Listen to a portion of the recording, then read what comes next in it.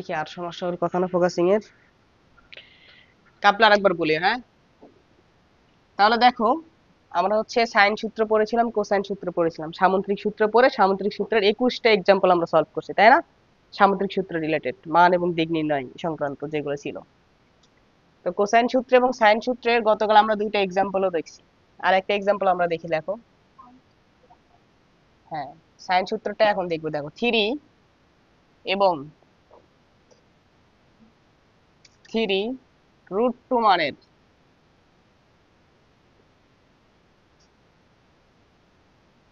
দুটি ভেক্টর কোন বিন্দুতে ক্রিয়াশীল,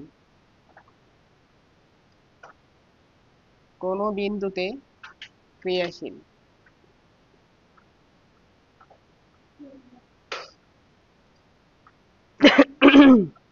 দেখাও যে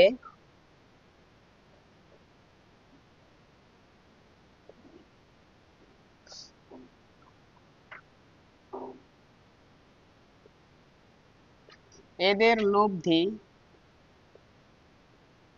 3√2 ভেক্টরটির সাথে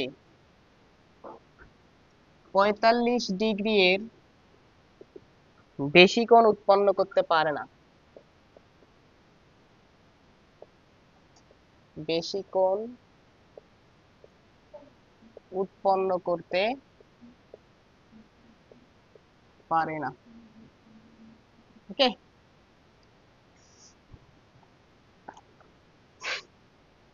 এটা যদি আমরা একটু সলভ করি, দেখো, তাকাও, মনোযোগ দিয়ে দেখো, পরে তোলো। তোমাকে বলে দিয়েছে 3 এবং 3√2 মানের দুটি ভেক্টর কোন বিন্দুতে ক্রিয়াশীল। এই ধরনের অঙ্ক যেটা আছে, এই যে অঙ্কটা আছে, এটা কয়েকবার এসেছে এবং এইভাবে আসে। এই 3 জায়গায় যে কোনো কিছু থাকতে পারে, 5 এবং 5√2, 10 এবং 10√2।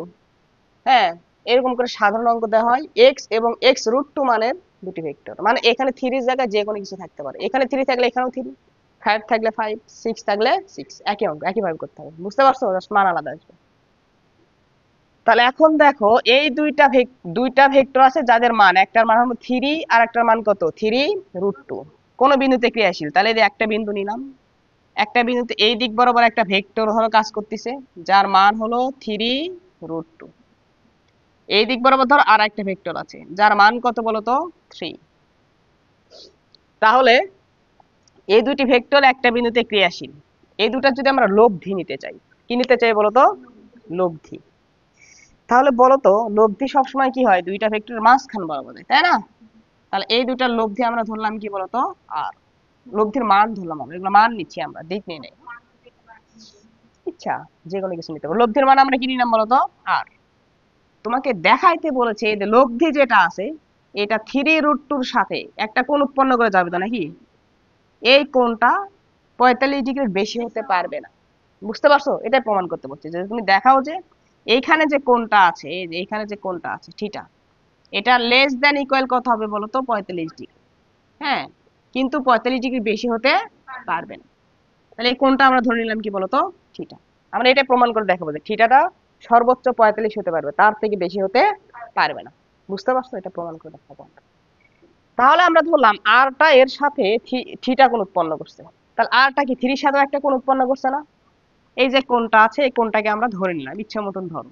তাহলে এই যে কোণ আছে এই কোণটাকে ধরো, আমরা ধরলাম ফাই। কি ধরলাম? ফাই। ওকে, তাহলে দেখো এই যে সাইন সূত্র যেটা ছিল, সাইন সূত্রের সাহায্যে যদি আমরা এটা করতে চাই, তাহলে আমরা কি করব বলো তো? প্রথমে যে কোনো একটা মান নিব, তাই না? যে কোনো একটা মান 3 নিলাম, 3 বাদ বাকি দুইটার মধ্যবর্তী কোণের সাইন। এই তো এটা আর এটা, বাকি দুইটা কি আছে, আর এবং 3√2। এই দুটার মধ্যবর্তী কোণ কত, থিটা। তাহলে আমরা কি করব, যেটা নিব সেটা বাদ বাকি দুটার মধ্যবর্তী কোণ। তাহলে কত আসলো, 3/sin থিটা ইকুয়াল আর একটা নিব, এটা কত আসবে, 3√2। তাহলে যখন 3√2 নিব এটা বাদ বাকি দুটার মধ্যবর্তী কোণ, তাহলে কি আসবে বলো, sin ফাই ইকুয়াল। তারপর আমরা কি নিব, আর অন্য আরেকটা নিব।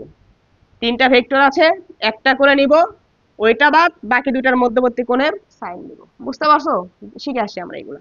তাহলে আর ছিল, আর নিলাম, তাহলে আর বাদ বাকি যে দুইটা আছে সেই দুইটার মধ্যবর্তী কোণ, তাহলে কি আসবে বলো? সাইন থিটা প্লাস কি আসবে বলো তো? পাই। বুঝতে পারছো কি বলছি? আমরা এখান থেকে লিখলাম। এখন আমাদের প্রমাণ করে দেখাইতে হবে যে এখানে আমাদের যে থিটা যেটা আছে এটা 45 ডিগ্রির থেকে বেশি হতে পারবে না। আমরা যদি এই দুটো অনুপাত নিয়ে কাজ করি, এই দুটো অনুপাত নিয়ে যদি কাজ করি, যেহেতু তিনটায় তিনটার সমান, তাহলে এটা এটার কি হবে বলতো? সমান হবে। তাহলে আমরা নেই, দেখো এই দুটো নিয়ে কাজ করি। 3 divided by sine theta equal কত আসবে? 3√2 ডিভাইডেড বাই সাইন ফাই। বোঝা গেল কি বললাম? এই 3 আর এই 3 কাটা যাচ্ছে না? কাটলাম। তাহলে 1 divided by sine theta equal √2 divided by sine phi আসছে। এটাকে যদি আমরা উল্টে দিই তাহলে কি আসবে? Sine theta equal sine phi divided by √2। বোঝা গেছে কি বলছি? এটুকু আমরা নিয়ে আসলাম। এখন মনোযোগ দাও। আমরা এখান থেকে দেখতে পাচ্ছি সাইন থিটা ইকুয়াল কি সাইন ফাই ডিভাইডেড বাই কত আসছে বলো তো? √2 আসছে। সাইন থিটার মান কত আসবে এটা ডিপেন্ড করতেছে সাইন ফাই এর উপর। বুঝতে পারছো?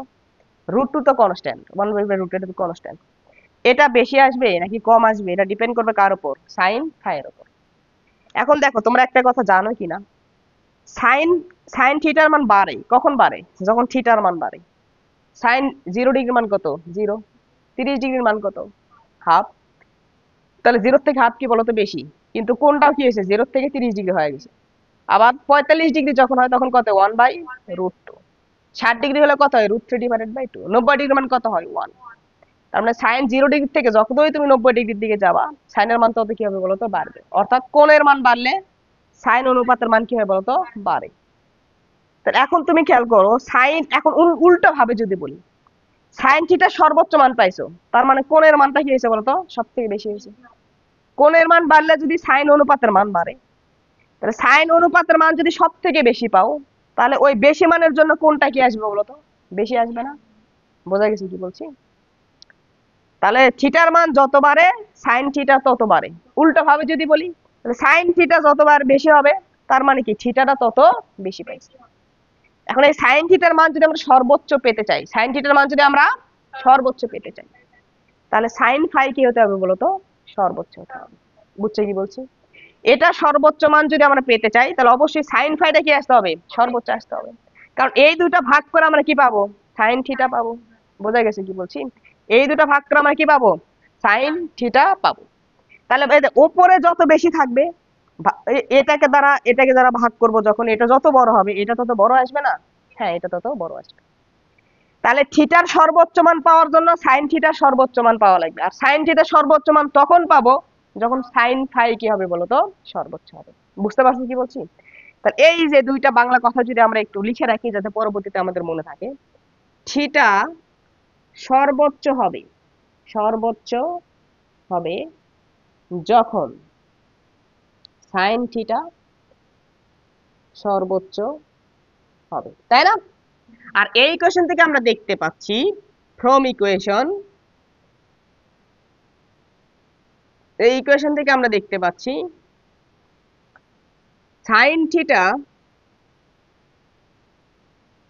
তখনই সর্বোচ্চ হবে যখন সাইন ফাই সর্বোচ্চ হবে। বোঝা গেল? যখন সাইন ফাই সর্বোচ্চ হবে। এখন বলো, সাইন ফাই এটা একটা অনুপাত, এই অনুপাতের সর্বোচ্চ মান কত হতে পারে? সাইনের সর্বোচ্চ মান কত? সর্বনিম্ন মান -1 আর সর্বোচ্চ মান কত? 1। অর্থাৎ সাইন যে কোনো সাইন অনুপাতের মান -1 থেকে +1 এর মাঝখানে হয়। মানে সর্বনিম্ন মান হয় -1, সর্বোচ্চ মান হয় কত বলতো? +1। তাহলে এটা যদি আমরা সর্বোচ্চ নিতে চাই তাহলে সর্বোচ্চ মানই কত হবে? 1 হবে। আর এটা সর্বোচ্চ হলে আমরা কি পাবো? এটাও সর্বোচ্চ পাবো। এটা সর্বোচ্চ পেলে সাইন থিটারে কি পাবো বলতো? সর্বোচ্চ পাবো। বোঝা গেছে কি বলছি? তাহলে এখন যদি আমরা সাইন থিটাটা সর্বোচ্চ পেতে চাই তাহলে সাইন ফাই 1 হতে হবে। তাহলে সাইন ফাই এর সর্বোচ্চ মানটা আমরা বসাই। তাহলে যখন তুমি কি করবা বলতো? Sine theta is equal sine 1 বসাবা, 1 বসাবা, তাহলে 1 ডিভাইডেড বাই √2, তখন এই থিটাটা আমরা কি পাওয়া যাবো? আলটিমেটলি ম্যাক্সিমাম পাওয়া যাবো। বুঝতে পারছো? কারণ সাইন থিটা ম্যাক্সিমাম পাচ্ছি, সাইন থিটা ম্যাক্সিমাম পাচ্ছি মানে কি বলতো, থিটার ম্যাক্সিমাম ভ্যালু পাবো। এটার ম্যাক্সিমাম ভ্যালু আমরা কখন পেলাম, যখন এটা সর্বোচ্চ হইলো। ক্লিয়ার, বোঝা গেছে কি বলছি? আচ্ছা, তাহলে এখন বলো তো সাইন থিটা ম্যাক্স ইকুয়াল কত আসলো, 1/√2 না? সাইন কত ডিগ্রি মান, 1/√2, সাইন 45 ডিগ্রি। তার মানে আমরা দেখতে পাচ্ছি থিটা ম্যাক্স ইকুয়াল কত আসলো বলতো, 45 ডিগ্রি। এটাই ম্যাক্সিমাম হতে পারবে, এর বেশি তুমি কোনোভাবে নিয়ে আসতে পারবা না। বুঝতে পারছো কি বলছি? কারণ আমরা এখানে কি নিয়েছি, এটা ম্যাক্সিমাম পাওয়ার জন্য এটা ম্যাক্সিমাম হতে হবে। এটা ম্যাক্সিমাম যখন হয়েছে তখন আমরা সাইন থিটা ম্যাক্সিমাম পাইছি, আর সাইন থিটা ম্যাক্সিমাম যে ভ্যালুর জন্য পাইছি ওইটাই কি হবে বলতো, থিটার ম্যাক্সিমাম ভ্যালু। এর থেকে বেশি কোন তুমি আর পাবা না এই অঙ্কের জন্য। বুঝতে পারছো কি বলছি? তাহলে আমাদের এটা প্রুফ যে থিটা ম্যাক্স সর্বোচ্চ কত আসছে বলতো আমাদের, 45 ডিগ্রি। বোঝা গেল? তোলো, হাত চালু করে যত দ্রুত তোলা যায়।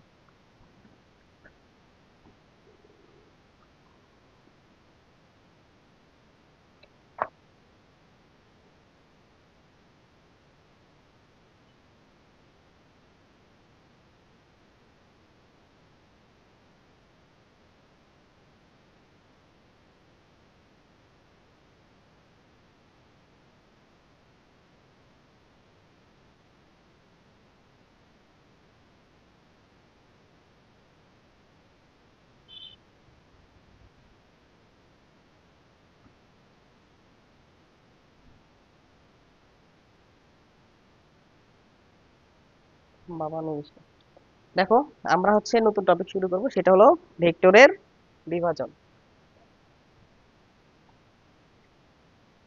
ভেক্টরের বিভাজন, মনোযোগ দিবা তাহলে হয়ে যাবে। ভেক্টরের বিভাজন, বলো এতদিন আমরা কি করেছি, ভেক্টরের যোগ, ভেক্টরের যোগ। ওখানে আমরা দেখেছিলাম দুইটা ভেক্টর কিভাবে যোগ করতে হয় এবং দুইয়ের অধিক ভেক্টর কিভাবে যোগ করতে হয়। তাহলে দুইটা ভেক্টর যোগ করে আমরা নতুন আরেকটা ভেক্টর পাইতাম, যাকে কি বলেছিলাম, লব্ধি ভেক্টর। এই লব্ধি ভেক্টরের মান বের করেছি এবং লব্ধি ভেক্টরের দিক বের করা আমরা শিখেছি। এবং এই লব্ধি ভেক্টরের মান এবং দিক বের করতে গিয়ে আমরা একটা সূত্র শিখেছিলাম, সামান্তরিক সূত্র। সামান্তরিক সূত্রের সাহায্যে লব্ধি ভেক্টরের মান এবং দিক নির্ণয়। ঠিক আছে? এবং এই সামান্তরিক সূত্র সংক্রান্ত আমরা প্রায় 21টা ম্যাথ সলভ করেছি, তাই না? মনে আছে আশা করি তোমাদের, হ্যাঁ? তাহলে এখন আমরা যেটা দেখবো যে আগে আমরা দুই বা ততোধিক ভেক্টর যোগ করে একটা নতুন ভেক্টর পাইতাম। এখন আমরা কি করব, একটা ভেক্টরকে ভেঙে ফেলাবো। বুঝছো? একটা ভেক্টরকে ভাঙবো, ভাঙে দুই বা ততোধিক ভেক্টরে পরিণত করব। বুঝতে পারছো? তাহলে ভেক্টরের বিভাজন কাকে বলে? একটি ভেক্টরকে ভেঙে দুই বা ততোধিক ভেক্টরে পরিণত করাকেই কি বলা হয়, ভেক্টরের বিভাজন। আগে দুই বা ততোধিককে এক জায়গায় যোগ করতাম, করে একটা নতুন পাইতাম, এখন একটাকে ভাঙে দুই বা ততোধিক অংশে বিভক্ত করব। বুঝতে পারছো? তাহলে ভেক্টর বিভাজন কাকে বলে? একটি ভেক্টরকে, একটি ভেক্টরকে দুই বা ততোধিক অংশে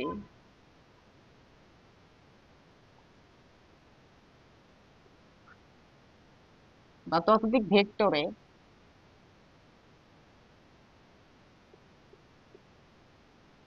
বিভক্ত করার প্রক্রিয়াকে ভেক্টরের বিভাজন বলে। ভেক্টরের বিভাজন বলে। ঠিক আছে? এখন একটা ভেক্টরকে আমরা বিভাজিত করলাম। এখন দেখো, এই যে ভেক্টরের বিভাজন, একটা ভেক্টরকে যখন আমরা বিভক্ত করব, এই ভেক্টরকে আমরা কয়টি অংশে বিভক্ত করতে পারি? দুইটা অংশে বিভক্ত বিভক্ত করতে পারি, দুইয়ের অধিক অংশেও বিভক্ত করতে পারি, কোনো সমস্যা নেই। তাহলে ভেক্টরের বিভাজন আমরা দুটি অংশে বিভক্ত করতে পারি বা দুইয়ের অধিক অংশে বিভক্ত করতে পারি। তাহলে দুটি অংশে বিভক্তিকরণ,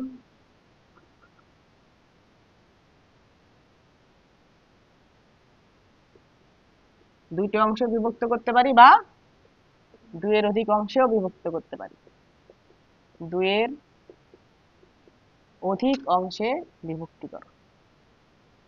ঠিক আছে, এখন দেখো এই যে দুইটা অংশে যে বিভক্ত আছে, এটাকে আমরা দুইটা ভাবে শিখবো। ঠিক আছে, একটা হচ্ছে যে কোনো দিকে বিভাজন, এগুলো সবই বুঝতে পারবো ভাই, এগুলো সব বোঝাবো। যে কোনো দিকে বিভাজন, আর একটা হলো লম্ব উপাংশে বিভাজন। লম্ব উপাংশে বিভাজন। ঠিক আছে, এখন দেখো আমরা শুরু করবো ওগুলো। ওগুলো করার আগে আমরা আরেকটা সংজ্ঞা পড়ে আসি, আরেকটা জিনিস সম্পর্কে বুঝে আসি, উপাংশ কি জিনিস।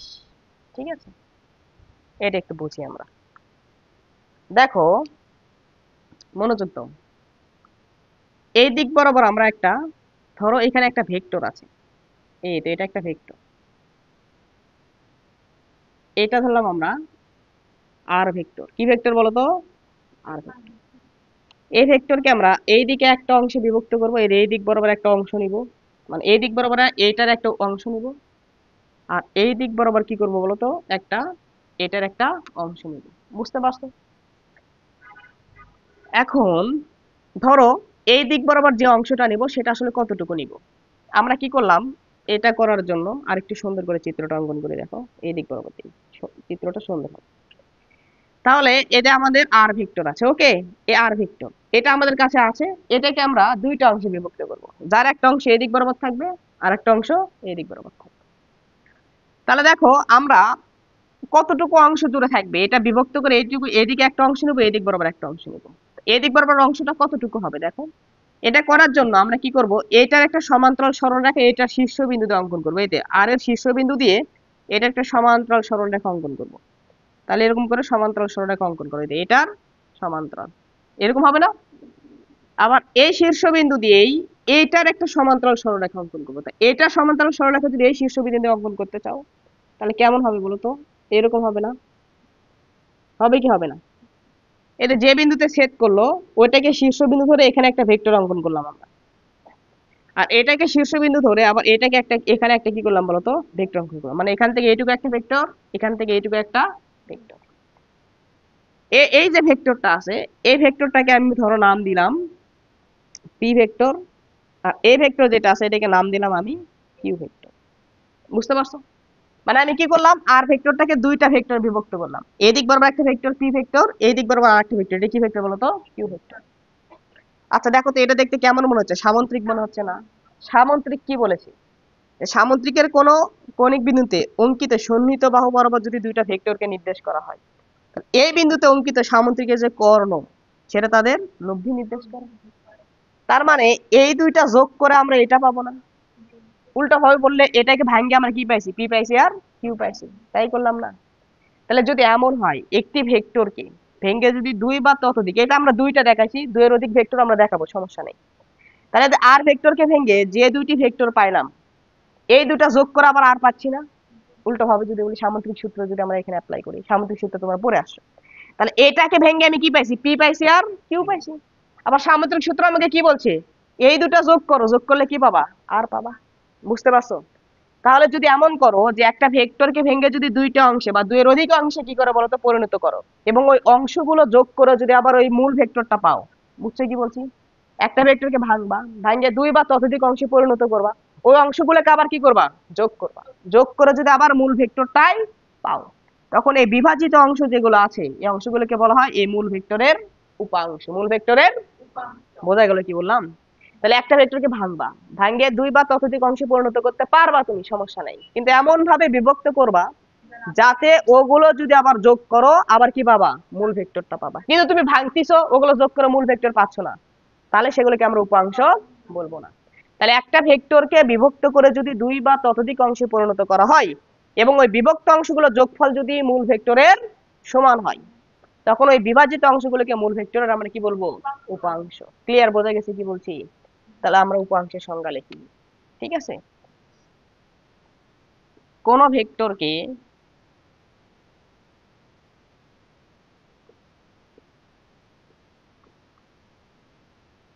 বিভাজিত করে যদি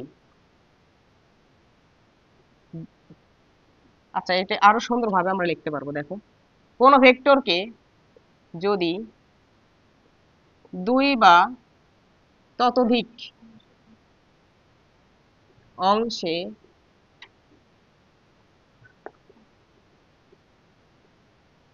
বিভক্ত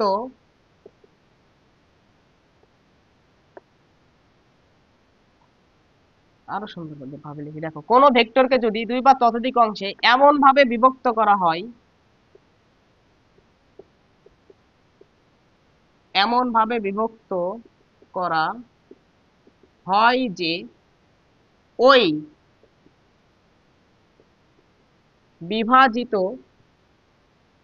বিভাজিত অংশগুলোর যোগফল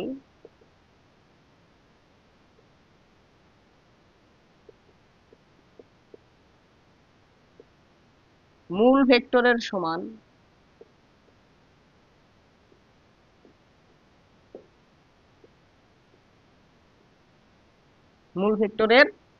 সমান, তবে ওই বিভাজিত অংশগুলোকে মূল ভেক্টরের উপাংশ বলে।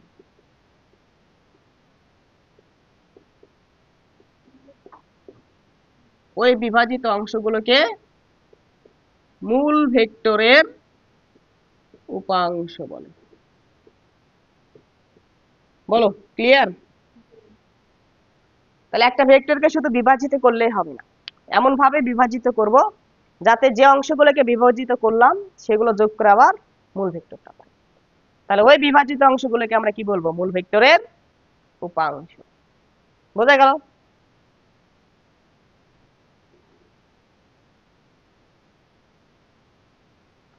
তাহলে এই চিত্র থেকে আমরা দেখতে পাচ্ছি, হ্যাঁ, যদি এমন হয় যে যদি এদের p vector plus q vector equal r vector হয়, তবে কি বলতো, এই তো পি ভেক্টর এবং কিউ ভেক্টর এই দুইটা কি হবে বলো? আর ভেক্টরের উপাংশ। আর ভেক্টর কি হবে? উপাংশ। ক্লিয়ার? বোঝা গেছে? আচ্ছা বলো তো, তার মানে কোন ভেক্টরকে যদি দুই বা ততোধিক অংশে বিভক্ত করা হয়, যে ওই বিভাজিত অংশগুলো যোগফল মূল ভেক্টর সমান হয়, বিভাজিত অংশগুলোকে মূল ভেক্টর উপাংশ বলে। তাহলে উপাংশগুলো কি বলতো? ভেক্টর না? উপাংশগুলো কি? তার মানে উপাংশ হলো কি বলতো? ভেক্টর। মনে থাকবে উপাংশ কি? তার মানে ওর একটা মান থাকবে আর কি থাকবে? দিক থাকবে। বুঝতে পারছো? তার মানে এখান থেকে আমরা যেটা ডিসিশন নিলাম সেটা হলো উপাংশ গুলো ভেক্টর হয়। উপাংশ গুলো ভেক্টর হয়। ভেক্টর। তাহলে উপাংশের মান থাকবে আর উপাংশের কি থাকবে বলতো? দিক থাকবে। বুঝতে পারছো? এগুলো আমরা কি করব বলতো এখন? দেখ। তাহলে এখন খেয়াল করো, দেখো আমরা প্রথমে যেটা দেখব ভেক্টরের বিভাজনে প্রথম যে কেস আছে, যে এটাকে দুইটি অংশে কি করব বলতো? বিভক্ত করব। তারপর একাধিক অংশে বিভক্ত দেখবো আমরা। ঠিক আছে? তাহলে দুইটি অংশে বিভক্তকরণ, এটা নিয়ে আমরা কি করব বলতো? এখন আলোচনা শুরু করব। এখন দুইটি অংশে বিভক্ত করবা মানে এরকম দুইটি অংশে বিভক্ত করবা। এটার ভিতরে আবার কেস হলো যে কোনো দিকে বিভাজন। বুঝতে পারছো? তাহলে তোমরা টপিক দাও, ভেক্টরের দুটি উপাংশে বিভাজন।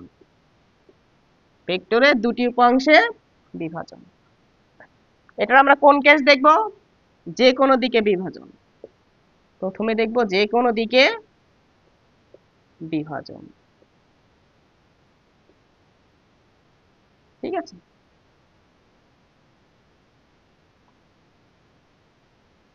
তাহলে এখন একটু মনোযোগ দাও, এই সেম চিত্রটা আমি এখানে আরেকবার অঙ্কন করব বোঝানোর জন্য। ঠিক আছে? তাহলে ধরো আমি এই এখানে একটা আর ভেক্টর নিলাম, এই ভেক্টরের নাম দিলাম হলো আর ভেক্টর। এই ভেক্টরকে আমি এই দিক বরাবর একটা অক্ষ নিলাম, যে অক্ষ হলো আমাদের ধরো এক্স অক্ষ। কি অক্ষ বলতো? এক্স অক্ষ। এটা আমাদের ও বিন্দুতে আর ভেক্টরটা কাজ করতেছিল। তার মানে এই আর থেকে ধরো আলফা কোণে একটা দিক ছিল ও এক্স, এই দিক বরাবর আর এর একটা উপাংশ নিব, আর একটা দিক আমরা নিব ইচ্ছা মতন যে কোনো দিক নিয়ে নিব। এই দিক বরাবর ধরো আমরা আরেকটা দিক নিলাম, ঠিক আছে, এটাকে আমরা নাম দিলাম, ধরো এই যে দিকটা আছে এটাকে আমরা নাম দিলাম ওজেড। কি নাম দিলাম বলো তো? ওজেড। এই দিক বরাবর আর এর আমরা আরেকটা উপাংশ নেব। তাহলে এটাকে আমরা কিভাবে প্রকাশ করবো যে আর থেকে আসলে কোন দিকে গেছে? আমরা বলে দিব আর থেকে বিটা কোণে একটা দিক গেছে, এই দিক বরাবর আর এর আরেকটা উপাংশ তোমরা বের করো। বুঝতে পারছো? তাহলে যে কোনো দিকে বিভাজন বলতে তোমাকে এভাবে বলে দেবে আর এর সাথে আলফা কোণে একটা দিকে আর এর উপাংশ বার করো, আর এর সাথে বিটা কোণে আরেকটা দিকে আর এর উপাংশটুকু কি করো বলো তো? বের করো। বুঝছে কি বলছি? তাহলে এই দিক বরাবর আর এর উপাংশ আসলে কতটুকু হবে এটা আমরা কিভাবে নিব? খুব সহজ। আমরা এই যে বাহুটা আছে, এই বাহু এই যে আর যেটা আছে আর এর শীর্ষবিন্দু থেকে এই দিকের সমান্তরাল করে এখানে একটা কি করব বলতো? সরলরেখা অঙ্কন করব। এই দিকে কি করব বলতো? সমান্তরাল করে আরেকটা সরলরেখা অঙ্কন করব আমরা। তাহলে চলো অঙ্কন করি। এটা সমান্তরাল সরলরেখা এখানে অঙ্কন করো। এই তো এটা হবে, মানে একটু আগে যেটা দেখালাম ওইটা। এই তো এটা হবে। আবার এটা সমান্তরাল করে এখানে আরেকটা সরলরেখা অঙ্কন করব। এই তো এটা হবে। বুঝছো? দেখতে একটা কি মনে হচ্ছে বলতো? সামুদ্রিকের মতো মনে হচ্ছে না? তাহলে আর এর এই দিক বরাবর যেটুকু উপাংশ আছে ওইটুকু উপাংশকে আমরা নাম দিলাম এক্স। কি দিলাম বলতো? X vector. এই দিক বরাবর যেটুকু উপাংশ আছে ওইটুকুকে আমরা কি বললাম বলতো? Y vector. এখন এই যে এক্স আর ওয়াই যে আর এর উপাংশ, এটা আমরা বুঝবো কিভাবে, তাই না? সংজ্ঞা থেকে বুঝবো যে আমরা এক্স আর ওয়াই এই দুটাকে আর কে ভেঙে এক্স আর ওয়াই পাইলাম, যে দুটা যোগ করে কি আর পাচ্ছি? হ্যাঁ পাচ্ছি, কারণ এটা একটা কি বলতো? সামুদ্রিক। সামুদ্রিকের কোন কৌণিক বিন্দুতে সন্নিহিত বাহু বরাবর যদি দুইটা ভেক্টর থাকে তাহলে ওই বিন্দুতে অঙ্কিত সামুদ্রিকের কর্ণটি এই দুটার কি নির্দেশ করে? যোগফল নির্দেশ করে। এগুলো আমরা শিখে আসি, তাই না? তার মানে এখান থেকে আমরা দেখতে পাচ্ছি যে X vector plus Y vector equal কি হবে বলতো? আর ভেক্টর, সামুদ্রিক সূত্র অনুসারে। ঠিক আছে? তাহলে কোন সূত্র অনুসারে? সামুদ্রিক সূত্র অনুসারে। সামুদ্রিক সূত্রানুসারে। বোঝা গেল? তাহলে সামুদ্রিক সূত্র অনুসারে যদি এইটাই পেয়ে থাকি তার মানে অবশ্যই এই দুটা যোগ করে যেহেতু আর পাচ্ছি ভাইয়া, তার মানে এক্স ভেক্টর ও ওয়াই ভেক্টর আর এর উপাংশ, আর ভেক্টরের উপাংশ। ঠিক কি না বলো তো? তাহলে এখন আমরা কি করব? আমরা কিন্তু উপাংশের দিক অলরেডি জানি, কারণ আমাকে অঙ্কে বলেই দিয়েছে। আর এর সাথে আলফা দিকে তুমি কি করো বলো তো? একটা উপাংশ বার করো, বিটা দিকে আর একটা উপাংশ বার করো। দিক আমরা জানি, এখন আমাদের টার্গেট কি? উপাংশের মান বার করা। কি বের করা? উপাংশের মান বের করা। তাহলে এখন আমরা উপাংশের মান বের করব। উপাংশের মান মানে কি ভাইয়া? এক্স এর দৈর্ঘ্য বার করব, ওয়াই এর দৈর্ঘ্য বার করব। এটাই তো একটা উপাংশ ভেক্টর। এই ভেক্টরের মান কতটুকু হবে? এইটুকু দৈর্ঘ্য। এই ভেক্টরের মান কতটুকু হবে? এইটুকুর দৈর্ঘ্য। দৈর্ঘ্য বের করলে আমাদের কি বলতো? কাজ শেষ। বোঝা গেছে কি বলছি? এটার জন্য আমরা এখন কি করব বলতো? ত্রিভুজ সূত্রের হেল্প নেব। এখন দেখো ত্রিভুজ সূত্রটা আমাদের কি ছিল সেটা যদি একটু তোমাদেরকে আমি একটু আরেকবার রিমাইন্ড করে দিয়ে আসি যে ত্রিভুজ সূত্রটা কি ছিল ভাইয়া। আসলে দেখো এখানে আমি একটা ত্রিভুজ অঙ্কন করতেছি। এটা একটা ত্রিভুজ এ বি সি। এটা একটা ত্রিভুজ। এ কোণ যেটা আছে এ কোণ, এ কোণের বিপরীত বাহুকে আমরা কি বলেছিলাম? স্মল এ। বি কোণের বিপরীত বাহুকে আমরা কি বলেছিলাম? Small B. আর সি কোণের বিপরীত বাহু এটাকে আমরা কি বলেছিলাম বলতো? Small C. এটা আমাদের 9-10 ছিল এই সূত্রগুলো, কিন্তু শেখানোই না। তাহলে সাইন সূত্র এটা কি ছিল দেখো? সাইন সূত্র ছিল ত্রিভুজের যে কোনো বাহু, তাহলে আমরা এই বাহুটা নিলাম, এই বাহু, এবং এই বাহুর বিপরীত কোণ এই কোণ, তাহলে ওই কোণের সাইন নিব, ওই কোণের কি নেব? সাইন নিব, এবং এই দুটার অনুপাত নিব। ত্রিভুজের যে কোনো বাহু এবং ওই বাহুর বিপরীত কোণের সাইনের অনুপাত ইকুয়াল কি হবে? ওপর আর একটা বাহু, অন্য আরেকটা বাহু নাও, ওই বাহুর বিপরীত কোণ সাইন বি ইকুয়াল অন্য আরেকটা বাহু নাও সি, সি বাহুর বিপরীত কোণ কোনটা? এটা না, এটার সাইন নাও সাইন সি। কি হবে বলতো? সমান হবে। এবং এটা কার সমান হবে? ত্রিভুজের পরিসীমার সমান হবে। মানে বোঝা গেল কি বলছি? যেখানে আরটা হলো অর্ধ পরিসীমা, তাহলে অর্ধ পরিসীমার সাথে একটু গুণ করলে কি পাবা? পরিসীমা পাবা না? আর মানে ছিল হলো পরিসীমা, পরিসীমা মানে হলো ত্রিভুজের তিন বাহুর যোগফল, বুঝছো? আর আর মানে ছিল পরিসীমা না, সরি, অর্ধ পরিসীমা। A plus b plus c divided by কত বলো তো 2। এটা ছিল আমাদের অর্ধ পরিসীমা। আর হলো অর্ধ পরিসীমা, তাহলে 2 গুণ করলে কি পাবা? পরিসীমা পাবা না? এই যে 2 আর মানে কি পাবে? এ প্লাস বি প্লাস সি। আর এ প্লাস বি প্লাস সি মানে ত্রিভুজের তিন বাহুর যোগফল। আর বাহুগুলোর যোগফলকে কি বলা হয়? পরিসীমা বলা হয়। বুঝছো কি বলছি? তাহলে এটা ছিল আমাদের কি সূত্র বলো তো? সাইন সূত্র। যে যে কোনো বাহু নিব, ওই বাহুর বিপরীত কোণের অনুপাত, ওপর আরেকটা বাহু এবং তার বিপরীত কোণের অনুপাত, ওপর আরেকটা বাহু এবং তার বিপরীত কোণের অনুপাত, এই তিনটা অনুপাত কি হবে বলো তো? সমান হবে। ক্লিয়ার, বোঝা গেছে? বুঝছো? কোনো সমস্যা আছে? আচ্ছা, তাহলে এখন দেখো আমরা একটু এই প্রমাণের জন্য এইখানে একটু আমরা কি করব বলো তো? এই জিনিসটা অ্যাপ্লাই করব। এটা আর মানে চিত্রটা আমাদের ভালোই ছোট হয়ে গেছে আর কি, দেখাইতে দেখাইতে। তাহলে দেখো এই কোণ ছিল আমাদের আলফা, এই কোণ ছিল আমাদের আলফা। এটা এখানে একটু অঙ্কন করে দেখাই, জায়গা বের করে আমরা একটু, এটা আলফা। আচ্ছা দেখো, এই কোণ যদি বিটা হয়, তাহলে এই কোণও কি হবে বলো তো? বিটা হবে। কেন জানো? এটা আর এটা সমান্তরাল সরলরেখা না? এটা তাদের কি বলতো? ছেদক।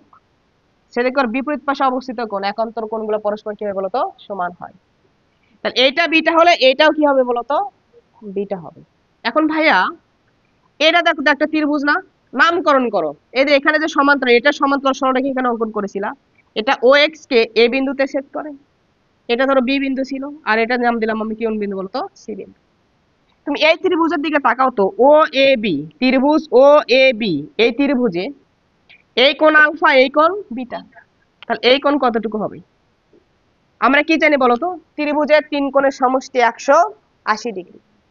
তাহলে আলফা প্লাস বিটা প্লাস এটা, এই তিনটা মিলে কত হবে? 180। তাহলে এই দুইটা মিলে যদি আলফা প্লাস বিটা হয়, এটা কত হবে? 180 মাইনাস আলফা প্লাস বিটা। 180 থেকে এই দুটো যোগ করে বাদ দিলে বাকি এটা পাবো না আমরা? তাহলে এইটুকু আমাদের কত আসবে? দেখো এইটুকু আমাদের আসবে হচ্ছে 180 মাইনাস আলফা প্লাস বিটা। একটু বাইরে চলে গেছে, ওকে। এটা হলো 180 মাইনাস আলফা প্লাস বিটা, এর এই কোনটুকু।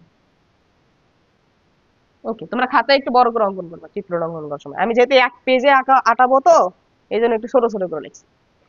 তাহলে এখন তুমি একটু মনোযোগ দাও তো ভাইয়া, এই যে ত্রিভুজ যেটা দেখতে পাচ্ছ, এই ত্রিভুজটাকে আমি একটু তুলে বাইরে নিয়ে যা অঙ্কন করি। এখানে হিজিবিজি মনে হচ্ছে, তাই না? দেখো এই ত্রিভুজটাকে আমি জাস্ট বাইরে অঙ্কন করবো। এই দিক বরাবর আমাদের ছিল ও এ, এই দিক বরাবর ছিল আমাদের ও বি, আর এই দিক বরাবর আমাদের আরেকটা বাহু ছিল, এটা আমাদের কি বলতো? A B. তাহলে ও, এটা এ, এটা কি বলতো? বি। এর এই দিক বরাবর যে ভেক্টর ছিল, এটা আমাদের কি ছিল বলতো? R vector. এটা আমাদের কি ছিল বলতো? X vector. এটা ছিল ওয়াই ভেক্টর। এটা ওয়াই ভেক্টর হলে এটাও কি হবে? Y vector. দুইটা ভেক্টরের মান সমান, দিক একই দিকে। তার মানে এটা আমাদের কি ছিল বলতো? আসলে ওয়াই ভেক্টর ছিল। ক্লিয়ার, বোঝা গেল? এই তো ভাইয়া, এইটুকু কোণ ছিল আলফা, এই কোণটুকু ছিল কত? বিটা। আর এই কোণটুকু আমরা বার করলাম 180 মাইনাস আলফা প্লাস বিটা। বোঝা গেল কি বললাম? ক্লিয়ার? আচ্ছা, এখন দেখো এখানে আমরা একটা ত্রিভুজ পেয়েছি। এই ত্রিভুজে আমরা কি করব বলতো? এখন ত্রিভুজের সাইন সূত্র অ্যাপ্লাই করব। বুঝতে পারছো? তাহলে এখানে আমরা কি করি বলতো? সাইন সূত্র অ্যাপ্লাই করি। তাহলে ত্রিভুজ ও এ বি এ, ঠিক আছে, সাইন সূত্র অ্যাপ্লাই করব আমরা, ঠিক আছে। অ্যাপ্লাই সাইন ল, অ্যাপ্লাই সাইন ল।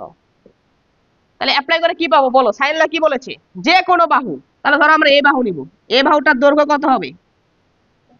এক্স। এটা এক্স ভেক্টর না?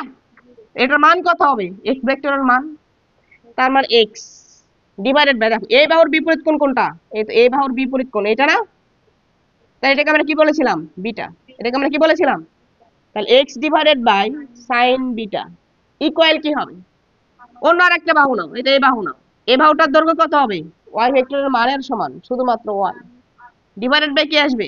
Sign alpha. এই তো এই বাহুর বিপরীত কোণ আলফা, তাহলে কি আসবে? সাইন আলফা ইকুয়াল অন্য আরেকটা বাহু না, এই বাহু। এটা আর ভেক্টর ছিল না? তাহলে এই ভেক্টরের মান কত হবে? শুধু আর, ডিভাইডেড বাই এটার বিপরীত কোণ। তাহলে কত আসছে দেখো? Sine 180 minus alpha plus beta. বোঝা গেল? আমরা সাইন সূত্র অ্যাপ্লাই করলাম। তাহলে আমাদের টার্গেট ছিল উপাংশের মান বের করা। উপাংশ কে কে ছিল? এক্স আর ওয়াই। তার মানে এক্স ভেক্টরের মান বের করা আর ওয়াই ভেক্টরের মান বের করা। দেখো তো এক্স আর ওয়াই এটা আমাদের মান আসে গেছে না? আর আমাদেরকে দিয়ে দিয়েছিল কি? আমাদেরকে দিয়ে দিয়েছিল একটা ভেক্টর যেটা ছিল আর ভেক্টর, যার মান আমরা জানি। এটা যেহেতু বলে দিয়েছে তার মানে এটার মান জানি, আলফা জানি, আর কি জানি বলতো? বিটা জানি। তার মানে আর, আলফা, বিটা, এই তিনটা জানা মানের সাহায্যে আমার এক্স বের করতে হবে, ওয়াই বের করতে হবে, তাই না? আচ্ছা, একটু খেয়াল করতো ভাইয়া, এই তিনটায় যেহেতু সমান আছে, এখান থেকে আরেকটা লাইন আমরা লিখতে পারি। দেখো একবারে লিখি, দেখো X divided by sine beta সমান কি লিখতে পারবা? Y divided by sine alpha equal R divided by কি লিখতে পারবো বলো? Sine 180 minus something. এখানে যদি 180 থাকে তাহলে কি অনুপাতের কোনো পরিবর্তন হয়? না। তাহলে অনুপাত সাইন আছে, ওটা সাইনই থাকবে। তারপর 180 মাইনাস সামথিং, তার মানে এটা কোন চতুর্ভাগ? দ্বিতীয় চতুর্ভাগ। 180 এক ঘুরবা, ঘুরে আবার মাইনাস করবা, তার মানে আবার দ্বিতীয় চতুর্ভাগে চলে আসবে। দ্বিতীয় চতুর্ভাগে সাইন কি পজিটিভ না নেগেটিভ? থাপড়ায় দাঁত সবগুলো ফালাই দিব, পজিটিভ। দ্বিতীয় চতুর্ভাগে সাইন আর কোসেক পজিটিভ, ঠিক আছে? তাহলে সাইন যদি পজিটিভ হয় এর সামনে কি চলে আসবে? পজিটিভ চলে আসবে। আর এখানে যে কোণ আছে এই কোণটা এখানে নেমে আসবে। কোঅর্ডিনেটর অঙ্ক করো নাই? হ্যাঁ, হায়ার ম্যাথে। তাহলে সাইন কি আসবে বলো তো? Alpha plus beta. তাহলে এটা আমরা লিখতে পারলাম। এখান থেকে আমরা এখন কি লিখবো? উপরের কোনো কিছু কি তোমাদের তোলা হয়েছে? এখান থেকে এ পর্যন্ত তুলছো? এ পর্যন্ত আমরা একটু মিশাই দেখো, সংজ্ঞা টঙ্গ তো আমাদের দরকার নাই, এগুলো অলরেডি শিখে গেছে। দেখো তাহলে এখান থেকে কি আসবে দেখো, আমরা এইটা আর এটা সমান ধরতে পারবো না? যেহেতু তিনটাই সমান তার মানে এইটা আর এটা কি হয়ে যাবে? সমান হয়ে যাবে। তাহলে X divided by sine beta equal R divided by sine alpha plus beta লেখা যায়? আচ্ছা, তাহলে এখান থেকে এক্স সমান কি লিখবা বলো তো? R sine beta divided by sine alpha plus beta. এটা এই তো এই সূত্রের সাহায্যে আমরা কি করব বলো তো? এক্স এর মান বের করব। দেখো তো, আর জানো না? হ্যাঁ, আর তোমাকে বলে দেবে, যে বলে দেবে আর ভেক্টরের রূপাংশ বার করো, তাহলে আর ভেক্টর মান তোমাকে বলে দেবে। আলফা দিকে বার করো, বিটা দিকে বার করো, এই দুটা কোন বলে দিবে। তা কোন যদি জানো, আর জানো, বিটা জানো, আলফা জানো, তাহলে সবকিছু জানা মান না? জানা মানের সাথে তুমি কি করবে বলো তো? এক্স এর মানটা বের করে নিবা। ঠিক একই ভাবে তুমি আবার দেখো তো, এইটা আর এটা সমান ধরতে পারবা না? তাহলে Y divided by sine alpha equal R divided by sine alpha plus beta. তাহলে এখান থেকে দেখো তো ভাইয়া, ওয়াই সমান কি লিখতে পারবো? R sine alpha divided by sine alpha plus beta, এটাও লিখতে পারবো, তাই না? এখন প্রশ্ন হলো ভাইয়া, আমরা কি এই দুইটা সূত্র মনে রাখবো? এত বড় সূত্র মনে রাখবো না, এত বড় সূত্র মনে রাখার দরকার নাই। আমরা মনে রাখবো হলো এই সূত্র। কোন সূত্র মনে রাখবো? এই সূত্র। এটা যদি তোমাদের জানা থাকে তাহলে বলো তো, এটার থেকে এই দুটো লাইন নিয়ে আসতে পারবো না? এটার সাথে এটা সমান ধরবো, এটার সাথে এটা সমান। এখন মনে হলো ভাইয়া এটাই তো আরো বড় মনে হচ্ছে, তাই না? এটা মনে রাখে ঝামেলা হচ্ছে না? ঝামেলা নাই, দেখো আমি তোমাকে এখন শর্টকাট শিখিয়ে দিচ্ছি, বুঝছো? আমি এখন তোমাকে কি শিখাবো? শর্টকাট। এই তো দেখো, এই যে একটু আগে যেটা লিখছিলাম শর্টকাট, একটু আগে এটা দ্বারা তোমাদের অলরেডি আমার ম্যাথ করানো শেষ হয়ে গেছে একটা, ঠিক আছে?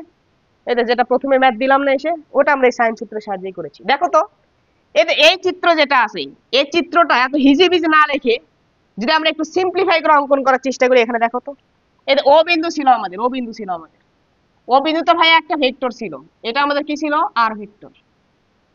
এই আর ভেক্টরের এই দিক বরাবর একটা উপাংশ নিয়েছি আমরা, যেটা ছিল আমাদের এক্স ভেক্টর। আর এর সাথে কত কোণে ছিল? আলফা কোণে। আর এই দিক বরাবর আরেকটা ভেক্টর ছিল আর এর উপাংশ, যেটাকে আমরা কি বলছি বলতো? ওয়াই ভেক্টর, যেটা এটার সাথে কত কোণে ছিল বলতো? বিটা কোণ, তাই না? তাহলে আমাদের এখন টার্গেট হলো এক্স এর মান বার করা, আর কিসের মান বার করা? ওয়াই এর মান বার করা। এটা আমরা করবো এই সাইন সূত্রের সাহায্যে। তাহলে সাইন সূত্রের জন্য তো ভাই ত্রিভুজ লাগবে, এখানে তো ত্রিভুজ নাই, তাই না? ত্রিভুজ না থাকলে সমস্যা নেই। এখন দেখো আমরা কি করবো, এই যে দেখো এই লাইন লিখতেছি আমি, এই লাইনটা মনে করে এই লাইনটা নাই, কিন্তু আমি এখান থেকে নিয়ে আসে দিচ্ছি। দেখো, তাহলে তুমি কি করবা? প্রথমে ধরো যে এই যে এক্স ভেক্টর এই দিক বরাবর যেটা আছে এটার মান বার করবা। তাহলে এক্স ভেক্টরের মান কত? শুধু এক্স, ডিভাইডেড বাই যাকে নিবা সে বাদ, যাকে নিচ্ছ সে বাদ, বাকি দুইটার মধ্যবর্তী কোণ, বাকি কে কে আছে ওয়াই আর আর, এটার মধ্যবর্তী কোণ কত বিটা না, তাহলে এক্স ডিভাইডেড বাই কি লিখবা সাইন বিটা ইকুয়াল দিবা, এটা লিখছো, অন্য আরেকটা নাও, তাহলে অন্য আরেকটা নাও, ওয়াই নাও, ওয়াই নিলাম, যাকে নিব সে বাদ, যাকে নিব সে বাদ, বাকি দুইটার মধ্যবর্তী কোণ, বাকি দুইটার মধ্যবর্তী কোণ, এটাকে কি বলা হয় আলফা, তাহলে এটা কি লিখবে বলো তো সাইন আলফা ইকুয়াল, বাকি আর একটা আছে না আর, আর নাও, আর যখন নিবা আর বাদ, বাকি দুটার মধ্যবর্তী কোণ, বাকি কি কি আছে এক্স আর, এই দুটার মধ্যবর্তী কোণ টোটাল না না, এইটুকু কোণ কত আলফা, এইটুকু কোণ কত বিটা, তাহলে টোটাল কোণ কত হবে, দেখো তো এত কাহিনী করার দরকার আছে, বোঝা গেছে কি বলছি, তাহলে যেটা নিবা সেটা বাদ, বাকি দুটার মধ্যবর্তী কোণের সাইন নিচে ভাগ করে দিবা, অন্য আরেকটা বাহু নিবা ওইটা বাদ, বাকি দুটার মধ্যবর্তী কোণের সাইন, আর যখন নিয়েছো আর বাদ, বাকি দুটার মধ্যবর্তী কোণের সাইন, তাহলে এই দুটার মধ্যবর্তী কোণ কত, এখান থেকে এটুকু আলফা, এখান থেকে এটুকু বিটা, তাহলে টোটাল কত হবে আলফা প্লাস বিটা, বুঝতে পারছো, এটা শর্টকাট, এবং এইটাকে বলা হয় লামির সূত্র, এটাকে কি বলা হয় লামির সূত্র, দেখো আমি লামির সূত্রটা একটু নিচে লিখবো এখন, ঠিক আছে, হ্যাঁ এটাকে বলা হয় লামির সূত্র, কিসের সূত্র বলা হয় লামির সূত্র, হ্যাঁ এই যে সাইন সূত্র হলো এদের ত্রিভুজ থেকে নিয়ে আসি, ঠিক আছে, আর লামির সূত্র এইভাবে নিয়ে আসে, ওই সাইন সূত্র ত্রিভুজ সূত্রটাই আর এক নাম হলো লামির সূত্র, বুঝতে পারছো, তাহলে লামির সূত্র জাস্ট ওই ভেক্টরের জন্য বলে দিয়েছে, তাহলে দেখো তো যে লামির সূত্র ভেক্টরের সাহায্যে যদি এটা আমরা বলতে চাই তাহলে কি বলবো, একটি বিন্দুতে, দেখো লামির সূত্রটা লিখতেছি, একটি বিন্দুতে যদি তিনটি ভেক্টর ক্রিয়া করে, একটি বিন্দুতে যদি তিনটি ভেক্টর ক্রিয়া করে, তাহলে যে কোনো ভেক্টরের মান এবং উপর দুই ভেক্টরের মধ্যবর্তী কোণের সাইনের অনুপাত সর্বদা কি হবে বলতো সমান হবে, বুঝতে পারছো, এটাকে কি বলা হয় লামির উপপাদ, লামির সূত্র,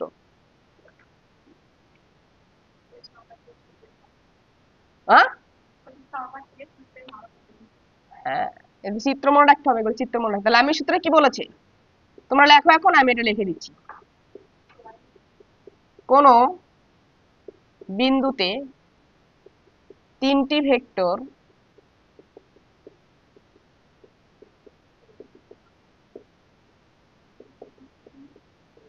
একই সাথে ক্রিয়া করলে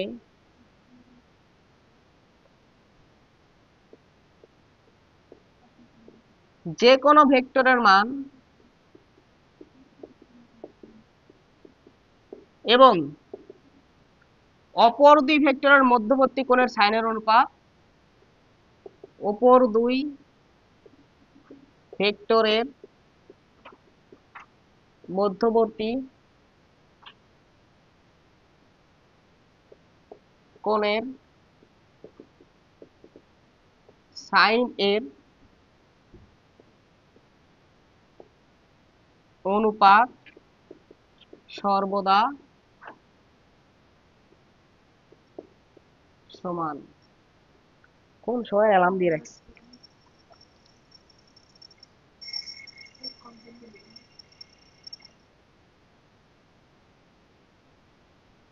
এটা ছুটির দিনের অ্যালার্ম,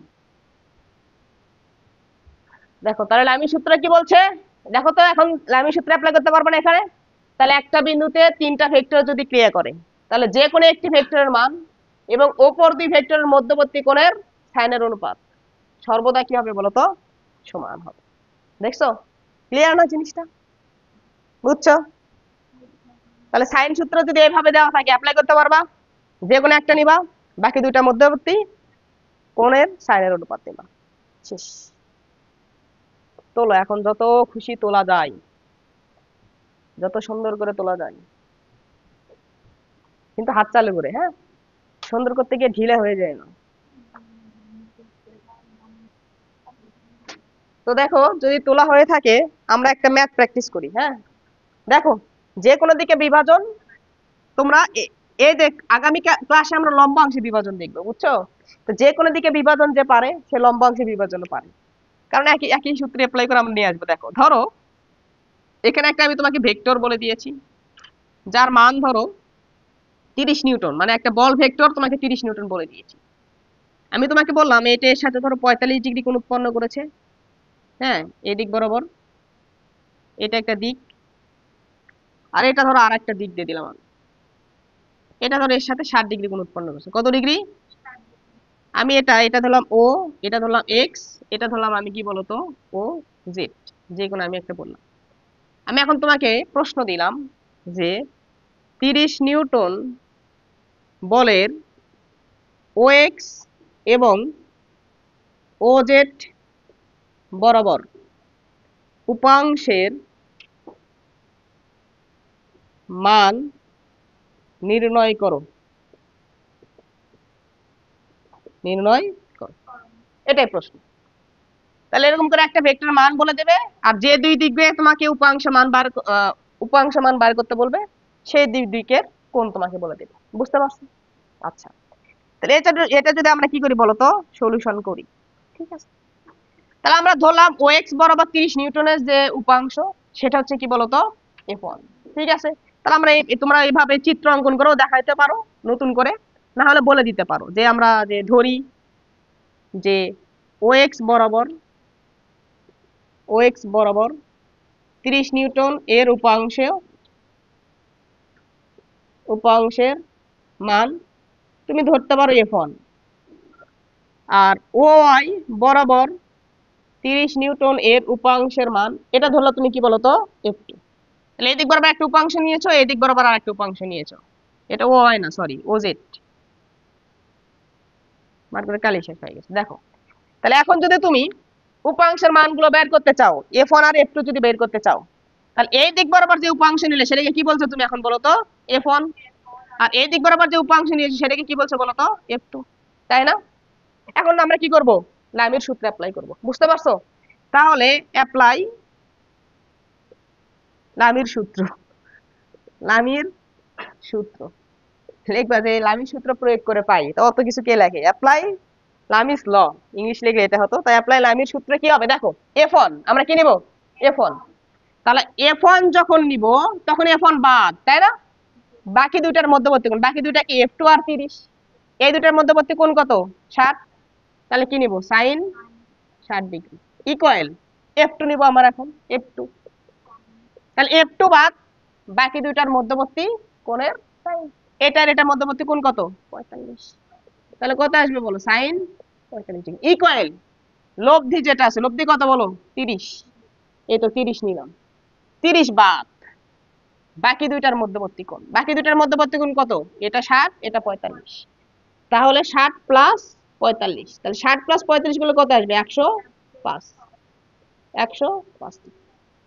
বোঝা গেল কি বললাম? এখন আমরা কি করব, এটার সাথে এটা সমান ধরবো, এটার সাথে এটা সমান ধরবো, তাহলে কাজ শেষ। তাহলে যদি ধরো দেখো তো কি আসবে, F1 divided by sin 60 degree, আচ্ছা আমি আরেক লাইন করি, ইকুয়াল কত আসবে 30 ডিভাইডেড বাই sin 105 ডিগ্রি। তাহলে এখান থেকে F1 সমান কত আসতেছে দেখো তো, 30 sin 60 degree divided by sin 105 degree. বোঝা গেল কি বললাম? তাহলে এখান থেকে এখন ক্যালকুলেটরে সরাসরি মান দিয়ে দাও, 30 into sin 160 divided by sin 105, এখান থেকে F1 এর মানটা পাওয়া যাবে।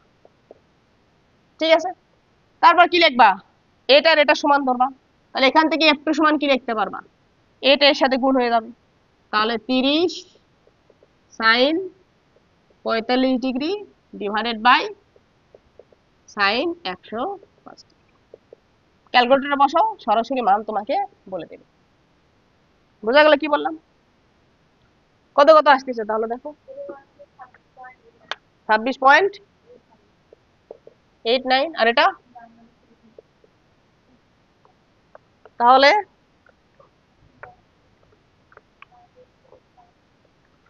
30 sin 45 ভাগ sin 105,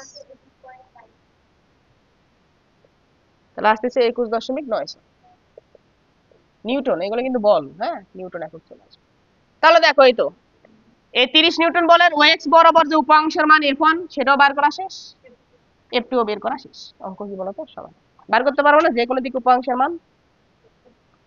হ্যাঁ হ্যাঁ হ্যাঁ।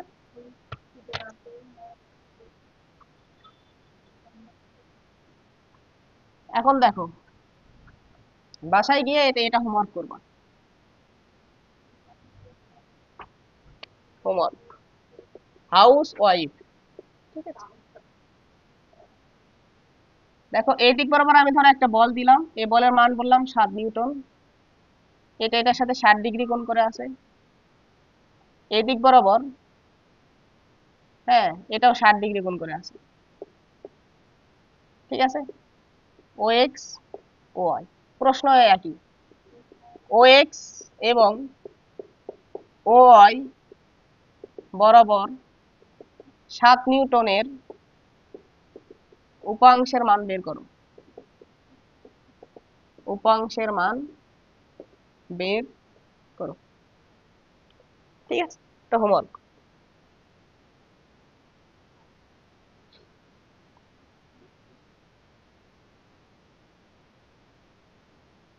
এটা বাসায় গিয়ে করবা।